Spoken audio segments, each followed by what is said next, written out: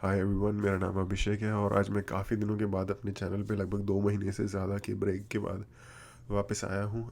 कुछ पर्सनल काम से बाहर गया हुआ था, इस वजह से वीडियोस नहीं बना पा रहा था। लेकिन अब मैं वापस आ गया हूँ। अम, जैसे मैं पहले लास्ट टाइम तक अपना काफ़ी लंबे समय तक अपना खुद का कंटेंट बनाने के बाद मैंने लास्ट के लगभग 2-3 महीनों में बहुत सारे रिएक्शंस दिए। कुछ अच्छे थिंकिंग चैनल्स की जो कॉन्वर्सेशंस थी हमारे कंट्री में उनके ऊपर, और स्पेशली मनसूत्रा जो श्वेताब गंगवार है उसके ज़्यादातर वीडियोस के ऊपर, क्योंकि मुझे लगता है कि मेरी जो थॉट प्रोसेस है मेरा वो उसके साथ काफ़ी अलाइन करता है। सोचने का तरीका काफ़ी सिमिलर सा है, तो इसलिए मैंने सोचा वो मेरे लिए बेटर रहेगा। अ, अब मैं कंटिन्यूसली दोबारा से वीडियो बनाना स्टार्ट करूँगा और रिएक्शन वीडियो के साथ साथ मैं कोशिश करूँगा कि दोबारा से जैसे मैं पहले अपने खुद के सब्जेक्ट्स पे बात करता था वो भी करूँ। बट एनीवेज, आज स्टार्ट करते हैं एक वीडियो से। श्वेताब की ही वीडियो है जिसमें वो बात कर रहा है कि कैसे इनक्रेडिबली स्मार्ट बना जा सकता है, जो कि क्लिक बेटी बहुत ज़्यादा साउंड कर रहा है मुझे पर्सनली, क्योंकि स्मार्ट बनने के पीछे बहुत सारे फैक्टर्स होते हैं। अब उसमें से कितने फैक्टर्स आपके हाथ में है कि आप लेकर आ पाओ, इंट्रोड्यूस कर पाओ अपनी लाइफ में, ये सब्जेक्टिव है बहुत ज़्यादा। तो कैसे बनेगा इंसान इनक्रेडिबली स्मार्ट, आओ देखते हैं। सो यार एक क्रिएटिव एक्सरसाइज होती है। ये मैंने पता नहीं कैसे बचपन में पढ़ा था ये, एंड पता नहीं कहाँ पढ़ा था, मुझे आज तक ही नहीं पता, लेकिन बचपन में जब मैंने पढ़ा था वो ऐसे रेजोनेट किया मेरे साथ कि मैं उसको इजीली कर पाता हूँ। क्रिएटिव एक्सरसाइज ही होती है, अगर मैं भी गिटार उठा के अपने हाथ में रखूंगा तो 5 सेकंड मेरा दिमाग भूल जाएगा कोई भी म्यूजिक एग्जिस्ट किया है। मैं एक ब्लैंकनेस इंट्रोड्यूस करता हूँ अपने दिमाग में। ऑफ कोर्स ये पूरी तरह से पॉसिबल नहीं है न्यूरोलॉजिकली, अगर कोई इसको स्टडी करेगा कहेगा ऐसा हो ही नहीं सकता, राइट? आपके अंदर पूरा एक मेमोरी का वो है, स्टोर्ड है वो। आप अनकॉन्शियसली हो सकता है वहां से लो, बट एक कोशिश है, ऐसे समझो। तो जब भी आप कोई चीज को देखना चाहते हो, रिविजिट करना चाहते हो, कोई भी थॉट हो आपके दिमाग में, आपको ऐसे देखना है कि भाई हर चीज के बारे में मैं कुछ ना कुछ सीखा हुआ हूँ। आपका दिमाग ऑटोमेटिकली, समझ लो, चीज को एक्सप्लेन करने के लिए या फिर कॉम्पिटेंस अपने दिमाग में या फिर अपने आप दूसरों के समक्ष रखने के लिए कभी ये नहीं दिखाना चाहता कि आप बेवकूफ हैं, आपको पता नहीं है। सबसे बड़ी खामी ये है। अगर तुम अकेले बैठे, जैसे तुमने एक आर्टिकल पढ़ा, जैसे तुम हिंदुत्व फॉलो करते हो, ठीक है, उसकी फिलोसफी, कोई भी फिलोसफी ले सकते हैं, आरएसएस की फिलोसफी फॉलो करते हो आप, बीजेपी फॉलो, कोई भी फिलोसफी हो सकती है, ठीक है, नाइलिज्म को फॉलो करते हो, कुछ भी। तुम्हें पहली बार उस चीज को लेना है, उस चीज के कोई टेनेट्स होंगे, हर फिलोसफी के होते हैं, राइट? आप वो कह रही है कि किसी भी तरह की आइडियोलॉजी की कि ये इसके पिलर्स हैं, इन 4-5 पिलर्स से आपको अग्री करना पड़ेगा, तब आप उसके फॉलोअर बनते हो। अगर आप उनको नहीं करोगे आप फॉलोअर ही नहीं हो, उनके नाम के भी आप नहीं कर रहे। क्वेश्चन ये आता है सिंपल से, भाई जो भी टेनेट्स हैं, 5 सेकंड के लिए पहली बार भूल जाओ जो तुमने किसी और से क्या सुना था उनके बारे में। अकेले बैठो। अब ऑफ कोर्स आपको थोड़ी सी कसरत करनी पड़ेगी, थोड़ी सी आपको रेसलिंग करनी पड़ेगी, टाइम लगेगा, लेकिन आपको पहली बार अपनी बत्ती ऑन करनी है, वो टेनेट्स देखने हैं, और आप भूल जाओ जो आपने सीखा था, और आप खुद से पूछो, ओके मैं इसके बारे में क्या सोचता हूँ। आप उसको एक बार मैथमेटिकली देखें। यानी कि जैसे फर्स्ट टेनेट है कि तुम्हें ये चीज करनी है या ये चीज ऐसी होती है, तो उस टेनेट के साथ पहली बार तुम। तो बेसिकली ये कह रहा है कि कोई भी कॉन्सेप्ट उठाओ और उसके जो एग्जिस्टिंग बिलीफ्स हैं उसको हटा के उसको ऑब्जेक्टिवली देखो अपने हिसाब से, आई थिंक। अपनी कैपेसिटी में एक डिबेट स्टार्ट करो, and this is a fun debate, it's a fun exercise. तुम्हें जीतना नहीं है, तुम्हें हारना नहीं है। तुम्हारा क्वेश्चन ये है कि how much are you capable of countering this tenet. जितना तुम उसको काउंटर करोगे, जितना तुम उससे डिबेट कर पाते हो, जितना तुम आर्गुमेंट्स बिल्ड कर पाते हो, तुम्हें पता भी नहीं है, तुम पहली बार एक तरह से अपने अंदर थिंकिंग की वो चालू कर रहे हो, मोटर। इस कॉन्सेप्ट को क्रिटिकल थिंकिंग कहते हैं, कि जब कोई भी आइडिया आपके पास प्रोड्यूस किया जाए या आपको दिखाया जाए, तो जनरली बहुत सारे लोग जो होते हैं वो इन्फ्लुएंस हो जाते हैं किसी भी नई चीज़ को देख के, और उनकी शॉर्ट कमिंग्स या कमियों को इंस्टेंटली नहीं देख पाते या फिल्टर नहीं कर पाते उस चीज़ की। तो यही चीज़ कहलाती है क्रिटिकल थिंकिंग की कमी। तो बेसिकली किसी आइडिया में शॉर्ट फॉल्स क्या है या कौन सा आइडिया कहाँ नेगेटिव जा सकता है, उस चीज़ को देखना है। ये एक नेगेटिव थिंकिंग नहीं है, लेकिन एक काइंड ऑफ प्रिकॉशनरी थिंकिंग कह सकते हैं। ठीक है, दैट इज वेरी इंपॉर्टेंट। तो दोस्त मैं यही कहूंगा तुमसे, तुम्हारा हाउ टू थिंक के अंदर यही आता है कि जब पहला पेशेंस, हमारे अंदर आज के समाज में पेशेंस नहीं है। ठीक है, कोई भी चीज को ढंग से अगर फॉर्मुलेट करना चाहते हो, कोई भी ओपिनियन को, अनलेस आपका जॉब ही है सोचना डेली बेसिस पे, तो ऑफ कोर्स आपका प्रोसेस फास्ट हो चुका है।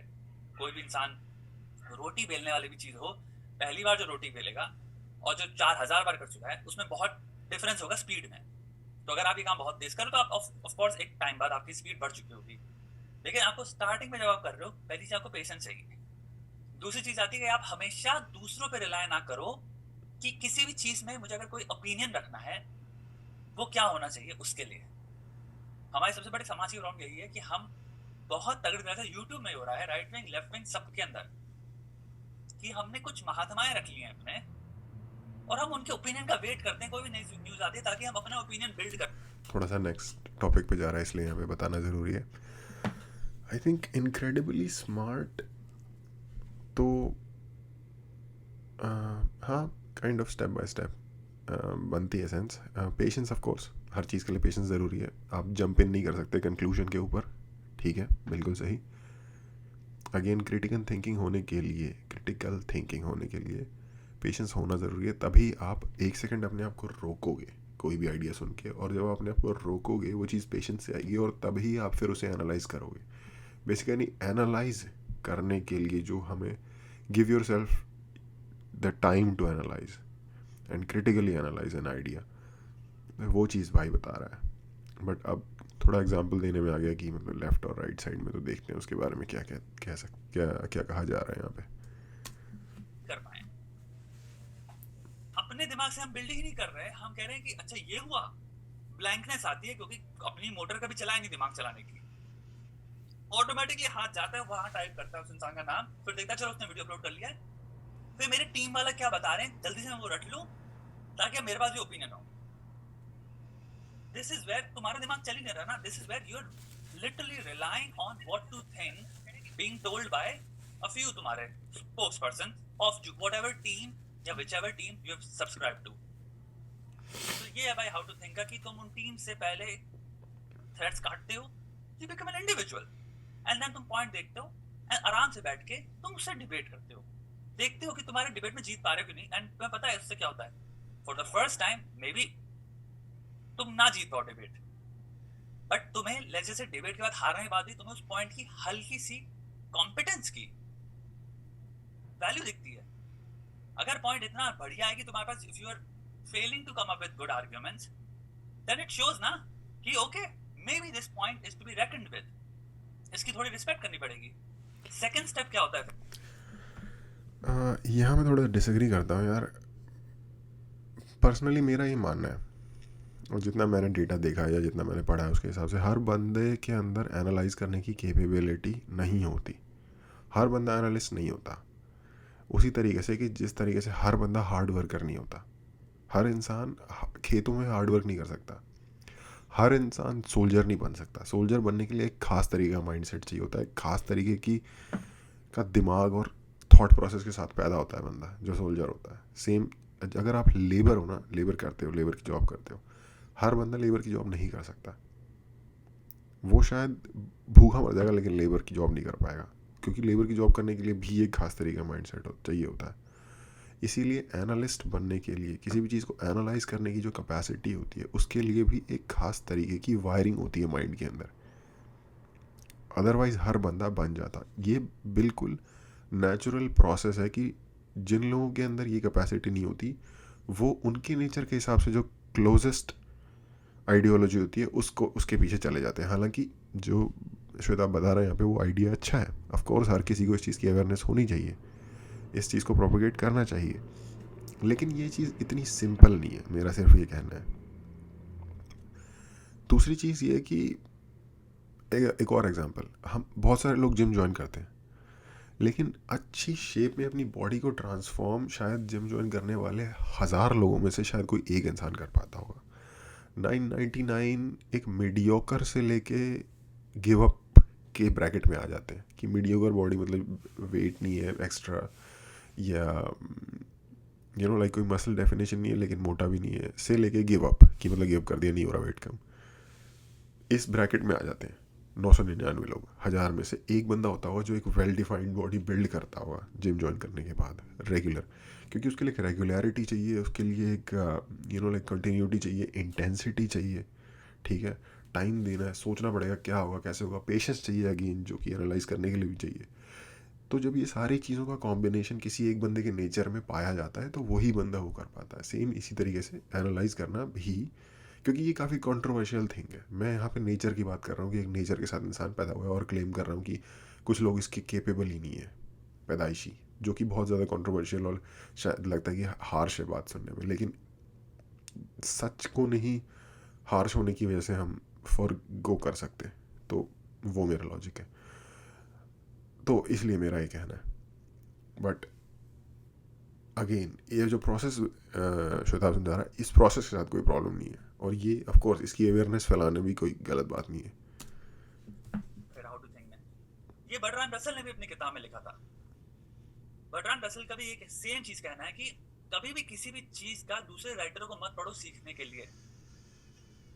फॉर एग्जाम्पल, दिमाग से खुद से कभी कुछ नहीं सोचा सुना, कुछ भी नहीं समझा, डायरेक्ट जॉर्डन पीटरसन सिखा दे हमें, डायरेक्ट ये फलाना इंसान सिखा दे हमें, डायरेक्ट जॉर्डन पीटरसन से याद आया कि जॉर्डन पीटरसन खुद कहता है कि बहुत लंबे समय तक वो भी बंदा दूसरे के आइडियाज़ को रिगर्जिटेट करता था अपने खुद के आइडियाज़ समझ के। तो जब उतना सुपर इंटेलिजेंट सुपर स्मार्ट बंदा भी इस ट्रोप में फंस सकता है, तो जस्ट इमेजिन करो कि एक आम बंदे के लिए कोई कितनी ईजी बात है। 99.99% लोगों के साथ ये होता है जो खुद के एनालाइज किए हुए कंक्लूजन्स या थॉट प्रोसेसेस नहीं एस्टैब्लिश कर पाते, उनके साथ ये होता है कि वो उनका जो नेचर है जिसके साथ वो बॉर्न हुए हैं, कुछ लोग नेचुरली ही लिबरल होते हैं, कुछ लोग नेचुरली कंजर्वेटिव होते हैं, तो अपने जो नेचुरल ऑर्डर है उनका, उसके क्लोजेस्ट जो उनको आइडियोलॉजी मिल रही थी उसके साथ अलाइन हो जाते हैं, और ये एक नेचुरल प्रोसेस है। इसको तोड़ना क्या अच्छा होगा, या इसको एटलीस्ट तोड़ना तो शायद मैं नहीं कहूँगा, लेकिन इसको एटलीस्ट थोड़ा सा माइल्ड करना बहुत अच्छा होगा। आपके जो भी विचार हैं उसके लिए साथ बहुत उग्र मत हो जाओ, आपके जो भी विचार हैं उसके साथ बहुत फैनेटिक मत हो जाओ। एक बैलेंस मेंटेन अगर आप कर सकते हो तो मुझे लगता है शायद वो भी एक बहुत बड़ी अचीवमेंट होगी ह्यूमैनिटी के लिए। न्यूरो साइंटिस्ट हमें सब सिखा दे, डायरेक्ट हमें संदीप माहेश्वरी सब सिखा दें। बलराम रसल का कहने का सिंपल वो है, पहले कोई भी चीज जिसका मतलब सीखना चाहते हो, कम up with your own explanation, opinion, कितना रूडिमेंटरी हो उससे फर्क नहीं पड़ता, डजंट मैटर वो अभी बहुत कॉम्प्लेक्स ना हो, ठीक है, इट्स योर्स। तुमने अपनी एक मोटर चलाई, तुमने कोई पर्सपेक्टिव ढूंढे, तुमने कोई पाथ चूज किए कि मैं इस नजरिए से जाऊंगा, उस नजरिए से जाऊंगा, उस नजरिए से जाऊंगा, चलो लेट्स से तुमने 3 तरीकों से देखा और तुमने कॉपी पेन से लिखा मेरा स्ट्रेस को रिलीव करने की या फिर मेरी जो भी प्रॉब्लम है इसका सोल्यूशन ये है। सेकंड स्टेप बर्ट्रांड रसल पे मैं भी आपको 100% रिकमेंड करता हूं, तब जाओ फिर संदीप माहेश्वरी का सुनो, तब तुम कंपेयर कर पाते हो कि तुम्हारी कैपेसिटी कहां तक पहुंची थी, ये इंसान की कैपेसिटी कहां है। देन तुम फॉलोअर बन के नहीं सुन रहे हो, तुम एक रिव्यूअर बन के सुन रहे हो, you are self reviewing and also you're reviewing जो भी वो बात कर रहे थे उससे कंपैरेटिवली। तो तुम्हें डेप्थ दिखती है, लेंथ दिखती है, सब कुछ दिखता है, तुम्हें डायमेंशंस दिखती हैं कि तुम अभी तक कहाँ हो, कहाँ पे पहुंचना था, और कितने नए तरीके जो तुमने नहीं सोच पाए वो तुम्हें दिखता है, यार ये तरीका तो मैंने सोचा ही नहीं था। सेम गोज बैक टू तुम्हारा फॉर्मुलेशंस ऑफ आर्गुमेंट्स अगेंस्ट तुम्हारे जैसे पॉलिटिकल लीनिंग जो भी है, पहले खुद से डिबेट करो, उसके बाद जब वो पूरा हो जाए फिर जाके तुम देखो दूसरे जो लोग हैं उनको ऑलरेडी जैसे प्रोफेशनली डिबेट करते हैं, उनके आर्गुमेंट क्या है सेम टेनेट्स के against, and then you realise oh wow maybe ये आर्गुमेंट मैं सोच ही नहीं पाया था। एंड तो तुम्हारी थिंकिंग इंक्रीज होती है बिकॉज तुमने रेसलिंग करी उस चीज में, तो तुम्हारी अटेंशन ज्यादा है, तुम्हारा इन्वेस्टमेंट ज्यादा है, तुम आंख बंद करके सिंपल टीम से जीतने के लिए नहीं देख रहे हो, तुम पहली बार अपनी खुद की इंटेलेक्चुअल ग्रोथ के लिए एक्चुअल में आर्गुमेंट सुन रहे हो, और तुम किसी की टीम में नहीं हो। तो अगेन सिंपल मैसेज ये है कि भाई कोई भी चीज़ आपके सामने आ जाए, इंस्टिंक्टिवली डिसीजन मत लो, रुको, चीज़ को देखो, एनालाइज करो, सोचो कि तुम्हारे दिमाग में ओरिजिनल ख्याल उस चीज़ के बारे में क्या आया, और उसके बाद दुनिया का ओपिनियन लो और कंपेयर करो और फिगर आउट करो कि क्या सही है। बट अगेन, हम वायर्ड नहीं है ये करने के लिए। बहुत बड़ी एक्स्ट्रा ऑर्डिनरी मेजॉरिटी ये चीज़ करने के लिए वायर्ड नहीं है। क्या इसका मतलब है कि इस चीज़ की अवेयरनेस नहीं फैलानी जानी चाहिए? बिल्कुल फैलानी जानी चाहिए। जहाँ तक जो समझाया गया है वीडियो में वो अपनी जगह stands true and valid. But इसमें मैं सिर्फ इतना ऐड करना चाहूँगा अपनी तरफ से कि नेचर, ह्यूमन कंडीशन जो है ना, वो एक सर्टेन रियलिटी है उसकी। उस रियलिटी में जो ये चीज़ है, ये काइंड ऑफ एक बहुत ही ख़राब सिचुएशन वाली गाड़ी को ठीक करने जैसी सी बात है, जिसके कि बहुत कम चांस है। आप एक चीज़ तोड़ोगे तो दूसरी टूट जाएगी, दूसरी तोड़ोगे तो तीसरी टूट जाएगी, kind of that. But again, as I said, बहुत अच्छा मैसेज था। मेथड आई अप्रूव, यही मेथड होता है। बट अगेन, हम स्लेव होते हैं अपने नेचर के एज ह्यूमंस। और मैं जानता हूँ कि यही उसका मकसद है कि जो ये प्रॉब्लम है ह्यूमन कंडीशन के साथ, इसी प्रॉब्लम को सॉल्व करने की तरफ ये जिस तरीके की भी वीडियोस या अवेयरनेस या इन्फॉर्मेशन या एजुकेशन, हर तरह की एजुकेशन उसी ह्यूमन कंडीशन को बेहतर बनाने की तरफ एक कदम होता है।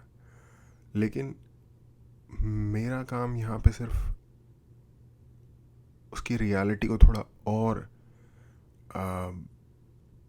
सामने ले आना है, या फिर थोड़ा और हाई डेफिनेशन कर देना है, ताकि हमारे अंदर हमें एटलीस्ट पता हो कि हम किस चीज़ से डील कर रहे हैं। बट एनीवेज, वीडियो देख के मज़ा आया। आपका देखने के लिए थैंक यू। और मैं अब प्लान कर रहा हूँ कि जैसा कि मैंने पहले बताया था इंट्रोडक्शन के टाइम पे, कि मैं अपना खुद का भी कंटेंट लाने की कोशिश करूँगा, और रिएक्शन तो जैसे चल रहे हैं वैसे चलते रहेंगे, और ऑलमोस्ट एक वीडियो एवरी डे। तो प्लीज़ सब्सक्राइब और लाइक भी कर दो, और देखने के लिए थैंक यू।